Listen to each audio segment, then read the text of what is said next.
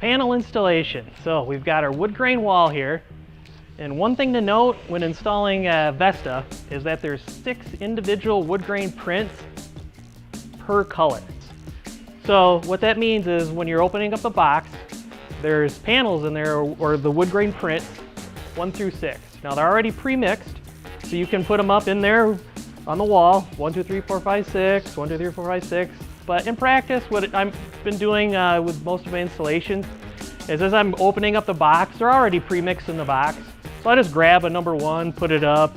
Typically there's a number 2 right after that. I'll grab that, put that one next. And I'm just mindful of when I'm installing panels, not to get 2s by 2s or 3s by 3s or 4s by 4s. If you get 1 or 2 by themselves or really close to one another, it's not that big of a deal.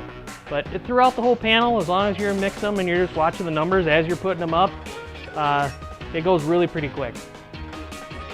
Now on each one of these, I've got a color number 5 here and a wood grain print number 2. So these are the same color, our gilded grain, but these wood grains are independent from one another, designated by the number on the top. You can also find those numbers here on the bottom.